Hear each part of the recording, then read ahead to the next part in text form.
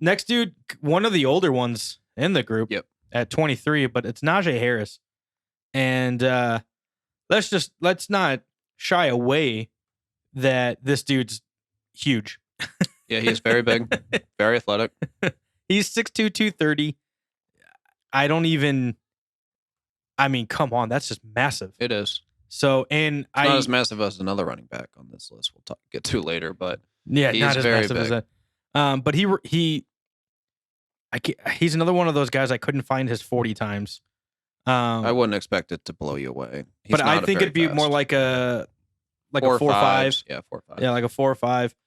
But he's a guy that also, like Travis, was really trying to elevate his receiving game.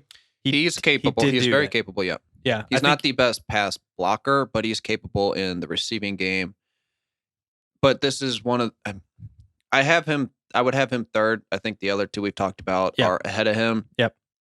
Najee Harris, I think he's very, very good. I think he can come into an offense and be a workhorse running back for a team. Yep. But I don't know how well he's going to translate to the NFL.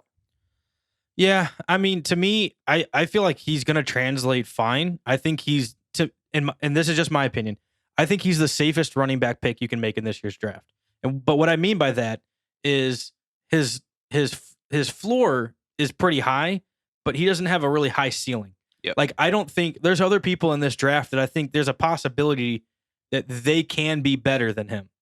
But if you're looking for somebody that's going to come in and be a very stable and can be a workhorse, that's what he's going to do. He can run, he can catch. He's got to figure out his pass blocking a little bit. Yep. Because they just don't do that in Alabama.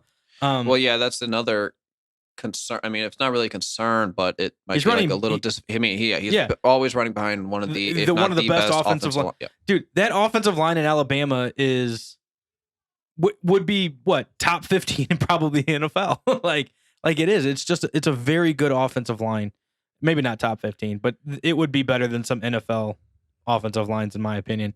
So, and they always have a lot of other talent that teams have to scheme for. Yep. So he's going to get a little bit more open. I think he had 3 touchdowns. And I think 2 or 3 of them were receiving I believe the championship game. Well, in the championship game, yeah. But I think he had 26 rushing touchdowns last year, and I also believe maybe 4 receiving touchdowns or something. Like, he was a touchdown machine last year. I don't know. Is that total, though? I always took that as a total of 26 touchdowns. I wonder if we'll have to check that out. But either way, it doesn't matter. That's a ton of touchdowns. A ton of touchdowns, yeah. So, I mean, 1,400 yards on the ground, 425 in the air. Like, I think that's great. I'm curious, though, because I have a place that I like him. I want to hear yours.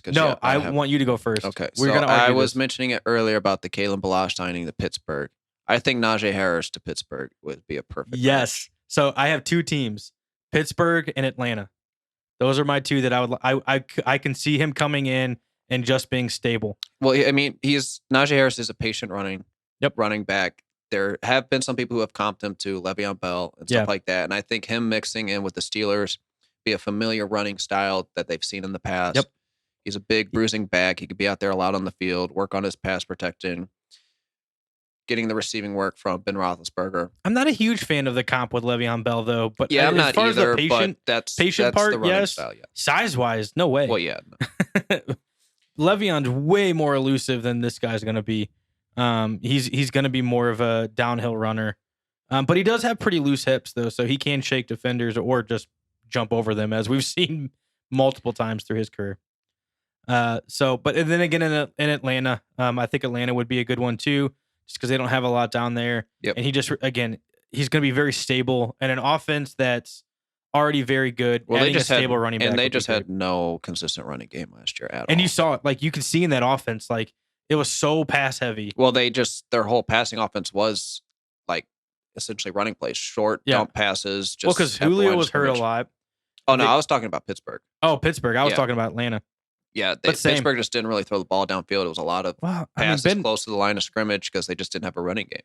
Well, that and how long is Ben Roethlisberger's arm going to just stay attached? I mean, by halfway through the season, I didn't think he could actually throw the ball downfield. But yeah, because of that, they can't do anything deep.